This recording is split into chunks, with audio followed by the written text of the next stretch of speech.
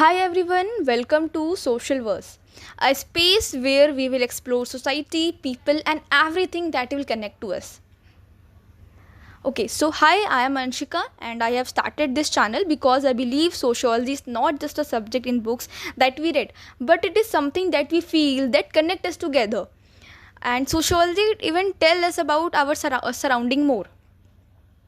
So this is my very first video where I would like to cover about introduction to sociology, because every subject or every discipline has its own history, how they came into existence. They have their own founder. Okay, so in this video, in very precise term, I would like to cover about the introduction to sociology. And if you want to know more about me, so please check the description of my channel. And without consuming you more extra time, let's start with our topic.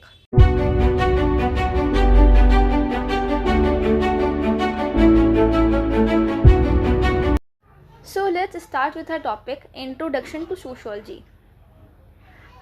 As I earlier mentioned that each subject has its own history, has their how they came into existence, क्या reasons रहे हैं. तो हर एक subject के पीछे क्या होता है, एक फिलोसफर्स होते हैं, उनके एफर्ट्स होते हैं इसको इस्टेब्लिशमेंट करने में. तो हम ये सब कुछ ही इस वीडियो में कवर करेंगे और क्या आगे फर्दर पढ़ेंगे देखते हैं. तो यहाँ पे सबसे पहले हम पढ़ेंगे सोसाइटी के बारे में. सोसाइटी के बारे में बेसिकली इसलिए पढ़ेंगे क्योंकि तो सोशियोलॉजी है. सोशियोलॉजी आप जब इसको पढ़ोगे, ओके, तो पहले देख लेते हैं कि देखो जो टर्म सोशियोलॉजी है वो बेसिकली दो वर्ड से ड्राइव्ड हुआ है. एक ग्रीक और एक लैटिन वर्ड से ड्राइव्ड हुआ है. सोसाइटस एक ग्रीक वर्ड है, लोगोस लैटिन वर्ड है. और सोसाइटस का मतलब होता है सोसाइटी यानी कि समाज.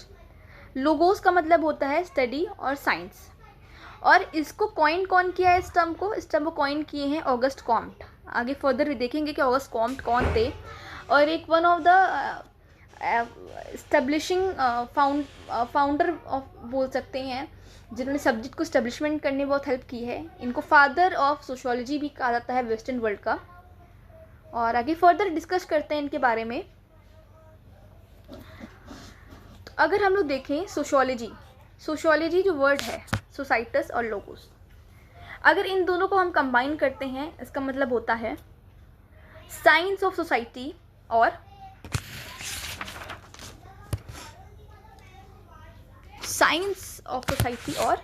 Study of science. सोसाइटी मतलब बेसिकली हम लोग यहाँ पे सोसाइटी के बारे में ही सब पढ़ते हैं कि समाज क्या है. तो उस सब्जेक्ट को पढ़ने से पहले, लाइक सोशियोलॉजी को समझने से पहले, उसके इस्टेब्लिशमेंट को समझने से पहले we should know about that what is society. Society होता क्या है.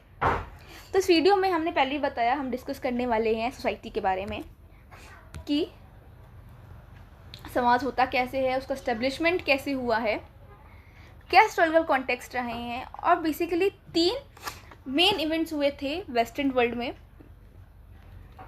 फ्रेंच रिवॉल्यूशन, एनलाइटमेंट एरा और इंडस्ट्रियल रिवॉल्यूशन. तो थोड़ा सा बैक हमें हिस्ट्री में जाना पड़ेगा इसके लिए, जो कि फर्दर हम लोग डिस्कस करेंगे. देन उसके बाद हम समझेंगे सोशियोलॉजी होता क्या है. तो सोशियोलॉजी बेसिकली रिवॉल्व कर रहा है सोसाइटी के पास ही.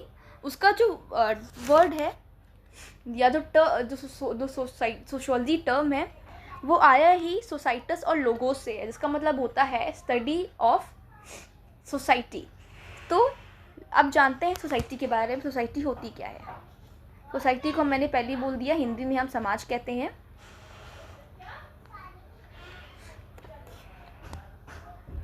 Okay, so in common parlance the world society is usually used to designate the member of a specific in-group person rather than the social relationship or those persons.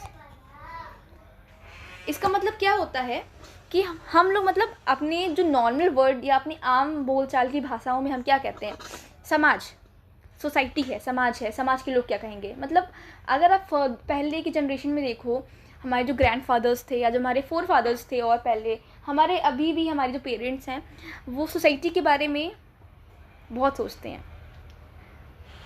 मतलब कि वो ऐसे, तुम ये काम मत करो वरना 4 लोग क्या कहेंगे। मतलब होता है ना था कि बहुत जगह ऐसा आज भी होता है कि इंटर कास्ट शादी नहीं होगी क्योंकि 4 लोग क्या कहेंगे। वो चार लोग यही हैं, सोसाइटी वाले ही, समाज वाले। तो इनकी बात इतना इनका इम्पोर्टेंस उन्होंने अपनी लाइफ में दे रखा था। आज के टाइम पे इंडिविजुअलिटी बहुत ज़्यादा चल रही है, जहाँ पे लोग अकेले रहना चाहते हैं। इवन आज के टाइम पे एक टर्म आया है, मोनोगैमी। मोनोगैमी का मतलब क्या होता है कि जहाँ पे पर्सन खुद से ही शादी कर लेता है, उसको किसी और की नीड नहीं है। ये हम लोग सोशियोलॉजी में पढ़ते हैं, मोनोगैमी। और सोसाइटी में आज के टाइम पे इंडिविजुअलिटी इतनी बढ़ गई कि सोसाइटी की वैल्यूज़, लोगों की वैल्यू कम हो रही है। बट इन सोशियोलॉजी सोसाइटी की वैल्यू बहुत ज़्यादा है। हम लोग अपने नॉर्मल टर्म्स में, नॉर्मल भाषाओं में हम लोग बोलते हैं कि अरे इस पर्टिकुलर ग्रुप के लोग हैं तो इस पर्टिकुलर ग्रुप के लोग हैं तो इसका मतलब ये कि ये इस सोसाइटी से बिलोंग करते हैं।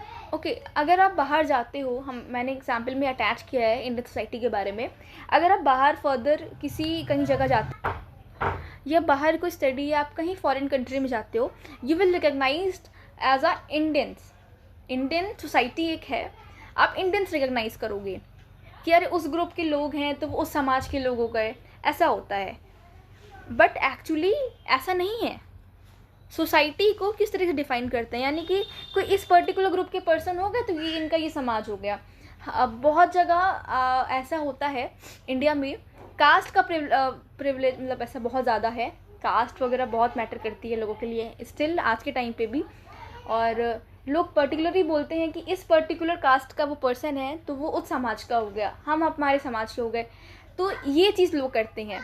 तो बेसिकली सोसाइटी होती क्या है? Society rather than social relationship of those person, यानी कि एक सोशल रिलेशनशिप किसी पर्सन के अलावा, वेब ऑफ सोशल रिलेशनशिप हम लोग इसे सोसाइटी कहते हैं। Society is a web of social relationship, जहाँ पे लोग क्या होते हैं, कनेक्टेड होते हैं एक दूसरे से थ्रू वन कॉमन थिंग। या बोले तो society is a larger group to which any individual belong. कोई इंडिविजुअल कहीं से बिलोंग कर रहा है और बेसिकली क्या करता है, ये सोसाइटी क्या करता है, सोसाइटी एक ये इंस्टीट्यूशन है जो कि हमारे जिसमें हम लोग कॉमन कल्चर होता है, हमारे वैल्यूज़ कुछ सेम्स होते हैं, लोग यूजुअली एक दूसरे से इंटरेक्ट करते हैं, कुछ ना कुछ उनमें कॉमन होता है, कल्चरल वैल्यूज़ कॉमन्स होती हैं और इसको सोसाइटी कहते हैं हम लोग। अगर हम लोग बात करते हैं हरिजन सोसाइटी की, sometimes the word is used to designate institutions when we speak of Arya Samaj. मतलब कि हरिजन सोसाइटी, हम एग्जाम्पल यहाँ एक दे दिया मैंने कि ये क्या है, ये एक हरिजन सोसाइटी एग्जाम्पल है। मतलब कि जो हरिजन कास्ट के लोग हैं वो इस पर्टिकुलर सोसाइटी के मेंबर हो गए तो वो एक पर्टिकुलर सोसाइटी होता है, उनके अंदर एक सेम कल्चरल वैल्यूज़ रहेंगी, सेम प्रैक्टिसेस वो करेंगे। जो चीज़ें एक पर्टिकुलर सोसाइटी के लोगों पे, उस पर्टिकुलर सोसाइटी के लोगों पे जो रिस्ट्रिक्शंस इम्पोज करे हैं सोसाइटी ने, वो हर एक पर्सन पे होगा। ऐसा नहीं किसी को प्रिविलेज मिल जाएगा, ऐसा नहीं होता है। Sometimes the word is use to designate institution. कभी कभी हम लोग क्या बोलते हैं, हम लोग बोलते हैं अरे आर्य समाज ये एक सोसाइटी हो गई। ये हम लोग बोलते हैं हमारे स्कूल्स वगैरह में या फिर हमारे यूनिवर्सिटीज़ वगैरह में, हमारे कॉलेजेस वगैरह में ऐसे बहुत सारी सोसाइटीज़ बनती हैं, बहुत सारे क्लब्स बनते हैं, उनको हम कहते हैं। नो, एक्चुअली वो क्या होते हैं, वो समाज नहीं होता है, वो तो एक क्लब आपके लिए बनाया जाता है जिसमें आप पर्टिकुलर काइंड ऑफ एक्टिविटी करते हैं। जैसे ब्रह्मो समाज हो गया, आर्य समाज हो गया। तो बेसिकली आर्य समाज है क्या?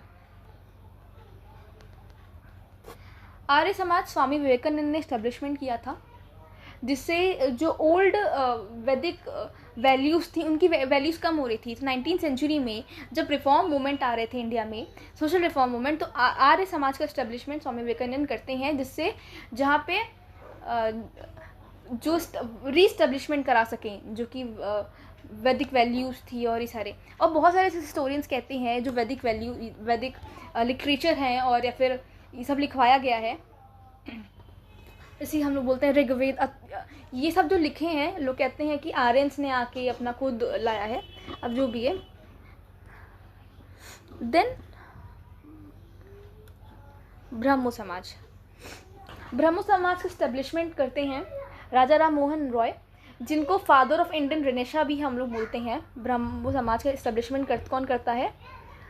राजा राम मोहन रॉय, जिनको हम लोग बोलते हैं father of Indian Renaissance.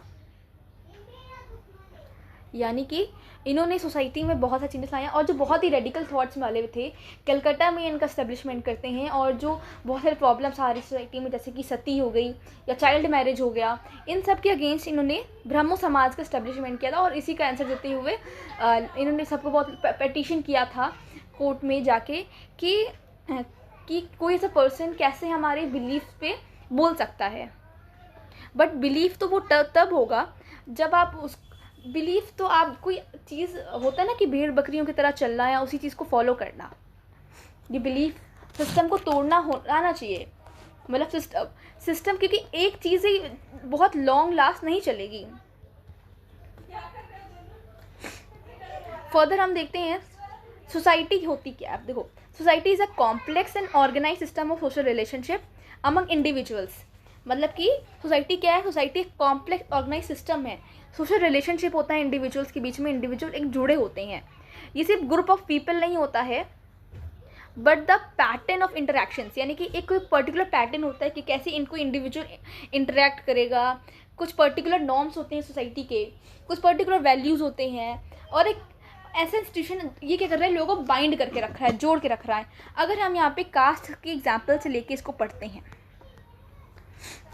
Indian society में कास्ट की बहुत ज़्यादा इम्पोर्टेंस है, और हम स्टार्टिंग से ही अपने कास्ट से हम अटैच्ड हैं। या फिर बहुत लोग अभी भी क्या होते हैं ना, कास्ट, अभी भी बहुत ही ऐसे एरियाज़ हैं जहाँ पे कास्ट की बहुत मायने होती है कि आप इस पर्टिकुलर कास्ट पे हैं तो आप इंटर कास्ट मैरिजेस नहीं हो सकती है। देन आपको क्या होता है ना, एक पहले क्या होता था, गाँव निकाला होता था कि आपको इस गाँव से निकाल दिए, समाज से निकाल दिया, आपको हमारे कास्ट से निकाल देते थे।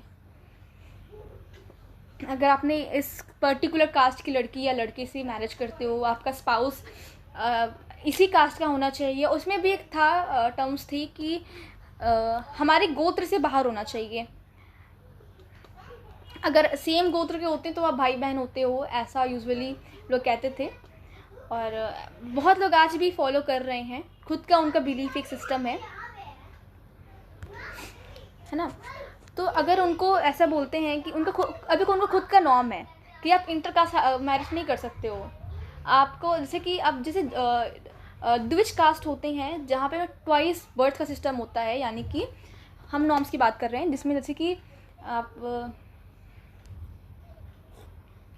अन्नप्राशन जनेयू वगैरह का मतलब सिस्टम होता है प्रॉपर, कि इस पर्टिकुलर ईयर में आप करा सकते हो। तो 6 साल या 6 साल या 8 साल ऐसे कुछ होता है ब्राह्मण में, 11 साल होता है क्षत्रियों में, और अगर हम लोग उनकी बात करते हैं, वैश्य की बात करते हैं, तो कुछ 12 साल होता है। और ये 3 को हम लोग द्विज कास्ट कहते हैं, जहाँ पे ये जनेऊ वाला सिस्टम होता है। आगे फर्दर पढ़ेंगे कि ये थोड़ा सा अलग चीज़ है ये। हाँ, तो आप अब देखो ये नॉर्म बन गया है, आप इस नॉर्म्स को नहीं तोड़ सकते हो। बट फर्दर क्या हो रहा है, धीरे धीरे चेंजेस हो रहे हैं। हमने एक चेंज का एग्जांपल देखा था कि ब्रह्मो समाज का इस्टेब्लिशमेंट होता है, आर्य समाज का इस्टेब्लिशमेंट होता है। और ब्रह्मो समाज में एक चीज़ और था, ये था कि राजा राम मोहन रॉय चाहते थे कि मोनोलिथिक, यानी कि एक ही गॉड को माने, ये सारे लोग बटे ना, बहुत जो कास्ट डिस्क्रिमिनेशन हो रहा है ये सब ना हो, ये सब ही चाहते थे। तो बेसिकली सोसाइटी ऐसा होता है जो कि लोगों को, सिर्फ ग्रुप ऑफ पीपल नहीं है।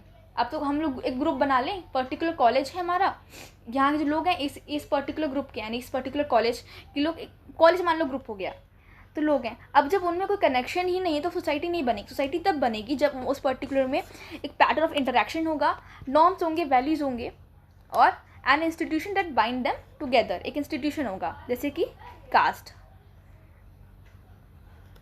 है ना, कास्ट सिस्टम हो गया, इसकी एग्जाम्पल से हमने समझे। अगर हम लोग करेक्टरिस्टिक्स की बात करते हैं, सबसे पहला करेक्टरिस्टिक आता है यूनिवर्सल इन नेचर। यूनिवर्सल यानी कि हर जगह एग्जिस्ट करता है।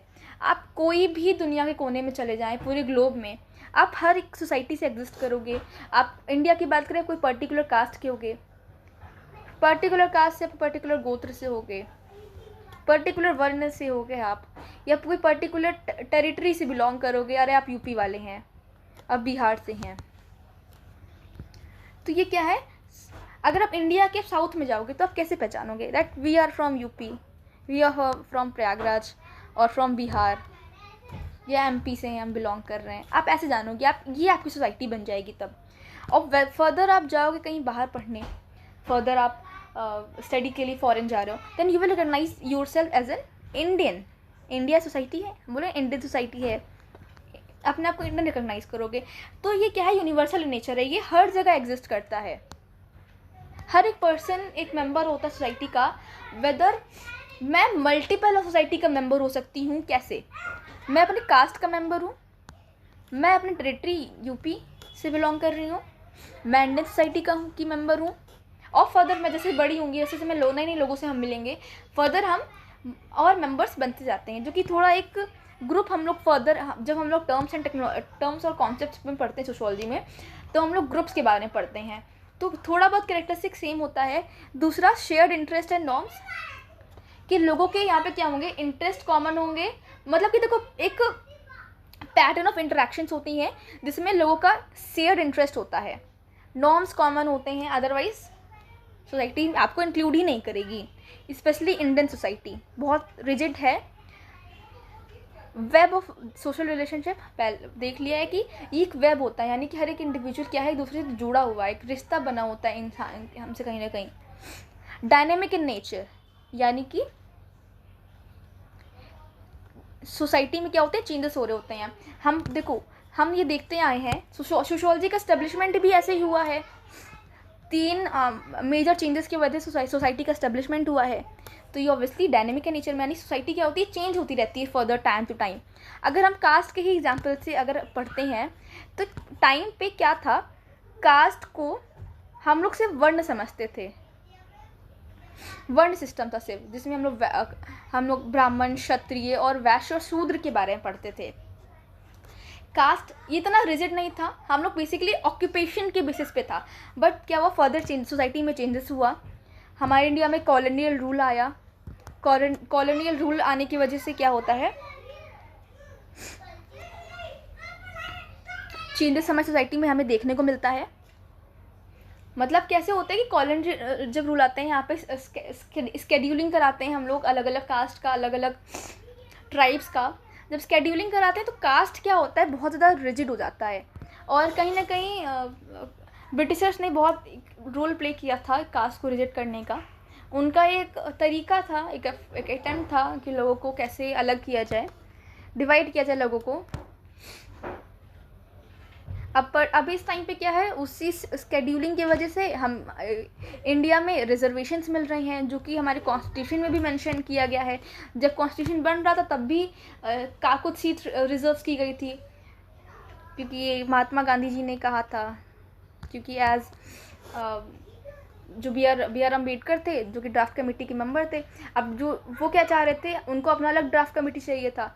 तो क्या किया इन्होंने कि हाँ, आपको हम कुछ सीट्स रिजर्व करा देंगे, तो कुछ सीट्स इनकी रिजर्व कराई गई थी। ऐसे रिजर्वेशंस अभी भी कंटिन्यू हो रहा है। अभी रिसेंटली भी कास्ट की स्केड्यूलिंग हुई है।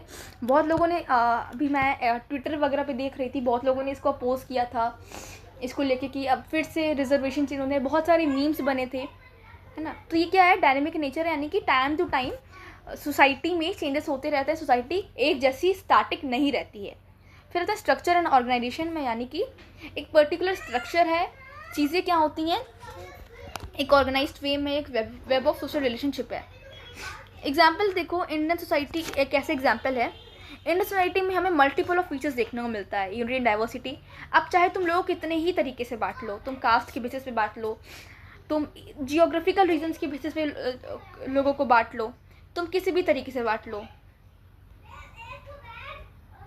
जो लोग हैं वो जुड़े हुए हैं। कास्ट सिस्टम हो गया। किनशिप, इंडिया का किनशिप सिस्टम बहुत स्ट्रॉन्ग है ना। Furthermore wherever you will go you will identified as an Indian, not as a Tamilian, Maharashtrian और बायोकास्ट, है ना। इन सबसे नहीं बना।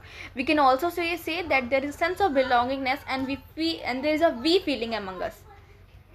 तो ये होती है सोसाइटी। हम समझते सोसाइटी होती है, सोसाइटी में बहुत सारे कैसे कैसे चेंजेस आते हैं। और फॉर मोर डीप इन्फॉर्मेशन आगे हम सोसाइटी के बारे में अलग से पढ़ेंगे, जब हम काफ़ी सारे टर्म्स और की कॉन्सेप्ट्स के बारे में एक्सप्लेन करेंगे, तब हम बहुत सारे ग्रुप्स के बारे में पढ़ेंगे, बहुत सारे मैरिजेस के बारे में पढ़ेंगे। बट अभी तो इतना ही। देन फर्दर हम मूव करते हैं सोशियोलॉजी। हमने पढ़ा है सोशियोलॉजी, तो आते हैं सोशियोलॉजी पे। Sociology is a systematic study society, social institution, human behavior in a social context. It examines how people interact, how societies develop and function, and how structures such as family, education, religion and government influence our actions and beliefs. Sociology क्या है? यानी कि study society, यानी कि समाज के बारे में पढ़ना। समाज क्या है देख लिया मैंने। सोशल इंस्टीट्यूशंस के बारे में पढ़ना, और ह्यूमन बिहेवियर, कैसे एक इंसान, एक ह्यूमन एक दूसरे से इंटरेक्ट करता है, क्या उनका रिलेशनशिप है, ये सब देखना। ये देखता है कैसे देखो इंटरेक्ट कर रहे हैं, हाउ कैसे सोसाइटी डेवलप हो रही है, कैसे चल रही है, कैसे फंक्शन कर रही है, और क्या स्ट्रक्चर है सोसाइटी में। जो भी चीज़ें एग्जिस्ट कर रही है, जो भी चीज़, चाहे फैमिली हो, चाहे कोई गवर्नमेंट हो, यहाँ पर रिलीजन का रोल होता है। लोगों की लाइफ्स को बहुत कंट्रोल करता है रिलीजन, चाहे वो हो, चाहे एजुकेशन हो, कैसे ये हमारे एक्शंस, हमारे बिलीव्स को करता है, और कैसे एक इंडिविजुअल इंटरेक्ट करेगा, कैसे वो एक बिहेव करेगा, वो दूसरे से इन्फ्लुएंस होगा, कहीं किसके, वो जिस भी चीज़ों से इन्फ्लुएंस हो रहा है, वो सब हम सोशियोलॉजी में पढ़ते हैं। तो बेसिकली सोशियोलॉजी सोसाइटी में जो चीज़ एग्जिस्ट कर रही है उसके बारे में ये पढ़ती है। सो ये है ऑगस्ट कॉम्ट।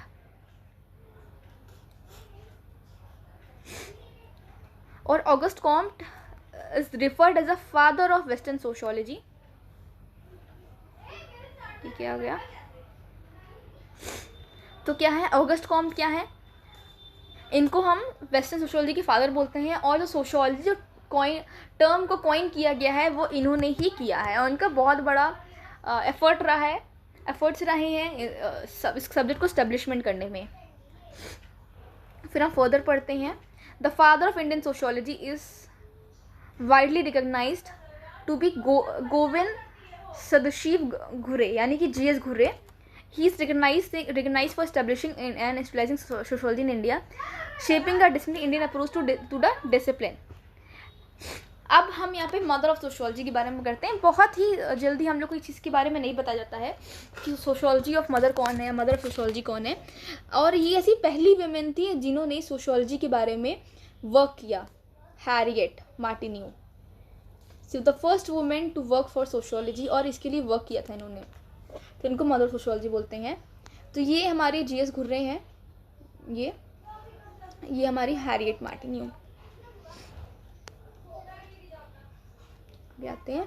अब देखो सोशियोलॉजी का फॉर्मुलेशन कैसे होता है, पहले ही हम समझे हैं। देखो सोशियोलॉजी में क्या हो रहा है, कोई ना कोई सोशल चेंज हो रहा है। वेस्टर्न वर्ल्ड में हमने देखा कि 3 बेसिकली रेडिकल लगातार मूवमेंट्स हो रहे थे। फ्रेंच रिवॉल्यूशन हो, चाहे वो एनलाइटमेंट एरा हो, चाहे वो कोई भी हो। इंडियन के टर्म्स में बात की तो वो कॉलोनियल रूल था, जैसे कि राजा राम मोहन रॉय भी थे, उन्होंने काफ़ी सारे चेंजेस के बारे में इंडिया पढ़ा, कॉलोनियल रूल के बारे में पढ़ा। वैसे कोई सोसाइटी में जब कोई सोशल चेंज हो रहा हो तो उसकी क्या होती है, नीड होती है कि हम समझें कि सोसाइटी में हो क्या रहा है। ऐसे ही हम एग्जांपल हम दें तो जब इंडस्ट्रियल रिवॉल्यूशन हो रहा था उस टाइम पे कार्ल मार्क्स, उनका बहुत ज़्यादा रोल रहा है, क्योंकि उन्होंने समझा कि जब इंडस्ट्रियल रिवॉल्यूशन हो क्या रहा है, उन्होंने एक्सप्लेन किया, उन्होंने बताया कि हम क्या कर सकते हैं क्या नहीं। मैक्स वेबर होगा, ऐसे बहुत सारे फिलोसफर्स इकोनॉमिक्स से जिन्होंने उस टाइम के बारे में लिखा। डेवलपमेंट ऑफ थिंकर्स, जैसे मैंने अभी मेंशन किया है, समझेंगे। देन क्या होगा, सोशियोलॉजी का बर्थ होगा, देन सोशियोलॉजी एग्जिस्टेंस में आएगा। सोशल मूवमेंट वगैरह भी होगा। जब देखो जब इंडस्ट्रियल रिवॉल्यूशन हुआ, चाहे एनलाइटमेंट एरा था, उस टाइम पे भी सोशल मूवमेंट हुए, इंडिया में भी सोशल मूवमेंट हुए। राजा राम मोहन रॉय और सरस्वती दयानंद, बहुत ऐसे लोग हैं जिन्होंने सोशल मूवमेंट में बहुत ज़्यादा हेल्प की इंडिया में या वेस्टर्न वर्ल्ड में भी, उनकी बात करें तो। Historical context of sociology establishment में कैसे आता है, देखो the sociologist referred as the youngest of all sciences. It was immersed in the world during 18th and 19th century, where Auguste Comte laid down the establishment of subject in 1838 named as sociology. हमने पहले mention किया है कि August com जो थे, इन्होंने 1838 में इसको सोशियोलॉजी को इस्टेब्लिशमेंट किया था और इन्होंने ही इस टर्म को कॉइन किया है. और सोशियोलॉजी को is the youngest of all sciences कहा है. ये भी मैंने स्टार्टिंग की वीडियो में बताया था, स्टार्ट में, कि ये 18th 19th सेंचुरी में एमर्ज हुआ है, तो इसलिए इसको यंगेस्ट ऑफ ऑल साइंसेस बोला जाता है. सोशियोलॉजी हम इमर्जेंस हमने देखा है, देखो वेस्टर्न यूरोप में बेसिकली रिवॉल्यूशनरी लगातार प्रीसीडिंग 3 सेंचुरीज, मतलब 3 सेंचुरी में लगातार चेंजेस की वजह से इस यहाँ पे इसका इस्टेब्लिशमेंट होता है. अब वो कौन कौन से थे? एनलाइटमेंट एरा, जिसको हम लोग साइंटिफिक रिवॉल्यूशन बोलते हैं. तो ये ऐसा टाइम था जहाँ पे जो चर्च थे, जो पोप थे, उनका इन्फ्लुएंस बहुत ज़्यादा था.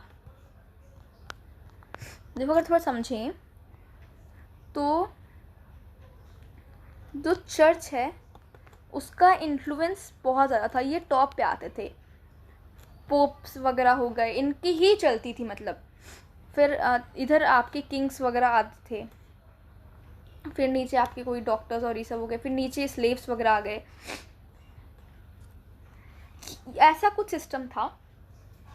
और उस टाइम पे क्या थी कि जो चर्च जो इंटरप्रेट करता है, यानी कि जो चर्च बोलता सब कुछ सही है, तो चर्च बोल रहा है, जो वो कर रहे हैं वो सब कुछ सही है, बाकी की चीज़ें गलत है. उस टाइम पे हमारे पास क्या था? प्रिंटिंग प्रेस नहीं था. तो हमें एक्चुअली इस टाइम बाइबल को रॉन्ग इंटरप्रिटेशन बताते थे कि ऐसा लिखा है बाइबल में, ये करना है वो करना है, मतलब बहुत गलत गलत चीज़ें थी. और जब प्रिंटिंग प्रेस आता है ग्यूटेनबर्ग में, उसके बाद क्या होता है कि लोग और अदर लैंग्वेजेस में इसको ट्रांसलेट करते हैं, तो उनको पता चलता है कि हाँ, जो ये चर्च था वो हमें रॉन्ग इंटरप्रेट कर रहा था, हमें गलत चीज़ें बता रहा था. जो पोप जो एकदम हायरार्की में एकदम ऊपर बैठे हुए थे, ये रॉन्ग थे. तो लोगों ने क्या हुआ, बहुत सारे अटेम्प्ट किए, बहुत ज़्यादा, है ना. मतलब देखो अब क्या, धीरे धीरे लोग समझने लगे, लोग पीछे हर चीज़ के पीछे रीज़न जाने लगे कि ऐसा क्यों हो रहा है.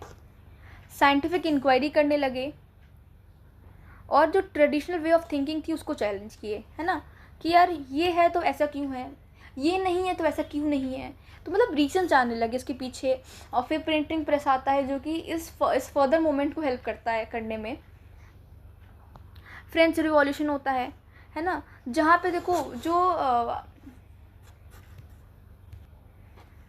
फ्रेंच रिवॉल्यूशन आता है जहाँ पे जो आपका तानाशाह वगैरह चलते हैं, उनको उनका डिक्लाइन होता है. The political appeal promoted the idea of political sovereignty का होता है कि यानी कि हम पे कोई कैसे ही राज नहीं कर सकता, एक पर्टिकुलर गवर्नमेंट होनी चाहिए.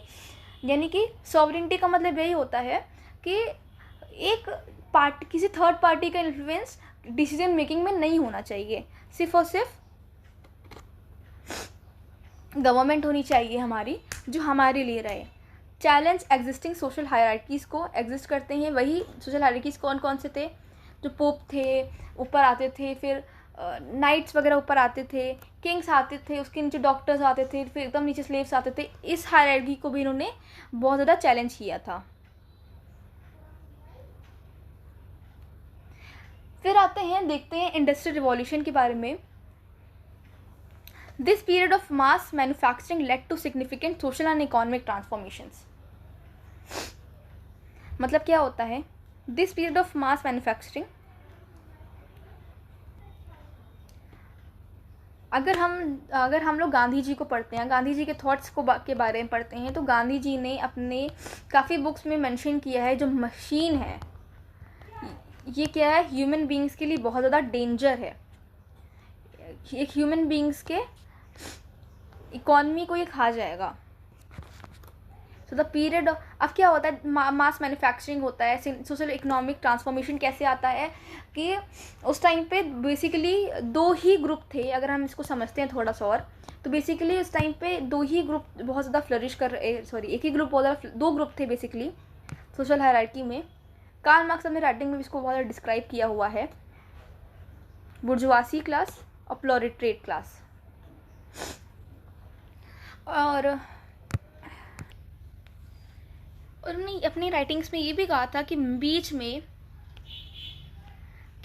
कोई भी कास्ट या बीच में कोई भी क्लास या मिडिल क्लास का एग्जिस्टेंस नहीं होगा यूरोप में, क्योंकि यहाँ पे पोलराइजेशन हो रहा है, यानी कि चाहे एक कोई बहुत अमीर होगा चाहे बहुत गरीब होगा। यानी कि यहाँ पे कौन सा ग्रुप था जो ऊपर था, ये थे कैपिटलिस्ट, जिनके हाथों में सब था, जो कि ओनर्स थे मशीन्स के सारे, और जब वर्किंग क्लास जो कि एक्सप्लॉइट हो रहे थे। और जब वो एक्सप्लॉइट हो रहे थे तो उन्होंने कहा लोगों को क्या करना चाहिए, जो एक्सप्लॉइटेड क्लास हैं इनके अगेंस्ट पे मूवमेंट करना चाहिए। तो यही इंडस्ट्रियल रिवॉल्यूशन कुछ ऐसे ही होता है, और सिग्निफिकेंट सोशल चेंज आता है, इकोनॉमिक ट्रांसफॉर्मेशन आता है कि कुछ ही पर्टिकुलर क्लास के, फिर ये फर्दर और भी बहुत डिफाइन करते हैं। तो कार्ल मार्क्स की जब हम राइटिंग्स के बारे में पढ़ेंगे तो हम फर्दर इसको डिस्कस करेंगे। ना the sociology is immersed after too much efforts by many philosophers. मैंने पहले मेंशन किया कि बहुत ही बात टेकिंग एफर्ट्स लगते हैं बनने के लिए। तो पहले ऑगस्ट कॉम्ट हैं। ऑगस्ट कॉम्ट क्या थे? ऑगस्ट कॉम्ट एक फ्रेंच फिलोसफर्स हैं जिन्होंने इस सब्जेक्ट का एस्टेब्लिशमेंट पहले ही हमने देख लिया है। He is known as father of sociology. He coined the sociology, propose positivism, the use scientific method. अब देखो सोसाइटी के लिए इन्होंने कहा है कि हम साइंटिफिक मेथड यूज़ करेंगे। साइंटिफिक मेथड से क्या हो रहा है, ये साइंटिफिक हो रहा है। साइंटिफिक मेथड हम लोग फर्दर आगे एक और वीडियो बनाने वाले हैं जिसमें हम लोग स्कोप डिस्कस करेंगे, एरिया डिस्कस करेंगे, जिसमें हम लोग साइंटिफिक मेथड के बारे में डिस्कस करेंगे। तो मतलब ये बेसिकली ये कह रहे हैं इसमें हम लोग को रिसर्च करना चाहिए, ये रिसर्च मेथड यूज़ करना चाहिए सोसाइटी को समझने के लिए। He divided sociology into social statics, order and social dynamics. अब कार्ल मार्क्स को देखते हैं। तो कार्ल मार्क्स की बहुत राइटिंग है जो सिर्फ इंडस्ट्रियल रिवॉल्यूशन पे बेसिकली बनी है। वो इकोनॉमिक्स भी थे। He focus on class conflict and economic inequality, यानी कि हमने पोलराइजेशन के बारे में पढ़ा। पोलराइजेशन, वो दो ही क्लास रहेगी, कोई मिडिल क्लास एग्जिस्ट नहीं करेगी। तो इसके बारे में इन्होंने फोकस किया। इसके बारे में इन्होंने बहुत सारे टर्म्स, बहुत सारी चीज़ें के बारे में बताया, जैसे एलियनेशन के बारे में, एलिनेशन वगैरह के बारे में किया कि कैसे कोई रिपीटेटिव वर्क्स करता है, कैसे वो बोर होता है, कैसे कैसी चीज़ें रहती है। ही believed the society progress through conflict between the बुर्जुआसी, यानी जो ओनर्स रहते हैं, एंड प्रोलेटरिएट जिसको वर्कर्स कहते हैं। ये तभी करेगी जब दोनों के बीच में क्या होगा, कॉन्फ्लिक्ट होगा। फिर हर्बर्ट स्पेंसर दूसरे आते हैं जो कि सोसाइटी को अपने थ्योरी इन्होंने दी थी, डार्विन्स थ्योरी, उससे वो कंपेयर करते हैं। ही believed in survival of fittest in social system. फिर एमाइल दुर्खाइम आते हैं जो कि इनकी सबसे फेमस स्टडी है सुसाइड के ऊपर, सोशल फैक्ट्स वगैरह जानने की कोशिश करते हैं। और ये एक जर्मन फिलोसफर है। He physical importance of social facts के ऊपर ये फिजिक्स करते हैं। Studied how institution maintain social order. Social order होता क्या है ये भी फर्दर वीडियो में देखेंगे। Famous for study on suicide वगैरह पे, सोशल कॉजेज वगैरह पे, उसके पीछे सोशल कॉज जानते हैं, इसके लिए बहुत ज़्यादा फेमस है। अमाइल दुर्खाइम वगैरह तो इन्होंने थोड़ी बहुत टाइप्स की भी स्टडी करी थी। मैक्स वेबर आते हैं। मैक्स वेबर रिलीजन पे बेसिकली इनकी स्टडीज़ हुई हैं। Max Weber he focus on social action, bureaucracy, rationalization, study how क्या कैसे वैल्यूज़ और बिलीव्स होते हैं और कैसे वो ह्यूमन लाइफ्स को इन्फ्लुएंस कर रहे हैं। और इन्होंने जो ये हम लोगों ने चार फिलोसफर्स के बारे में पढ़ा, Auguste Comte, Karl Marx, Herbert Spencer, Max Weber, इन सब का ही बहुत ही ज़्यादा एफर्ट्स रहे हैं। इसके बाद ही सोशियोलॉजी इमर्ज होके एक ऐसा सब्जेक्ट आया है।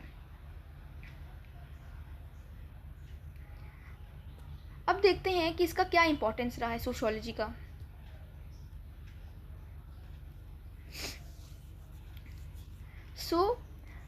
सोशल हम देखो, इसका हम लोग एमरजेंस देख लिए हैं। अब ये देखते हैं कि ये सोसाइटी को अंडरस्टैंड करने की, समझने की कोशिश कर रहा है, और जो प्रॉब्लम्स क्रिएट हुए हैं, स्टडिंग होगा, सॉरी, इधर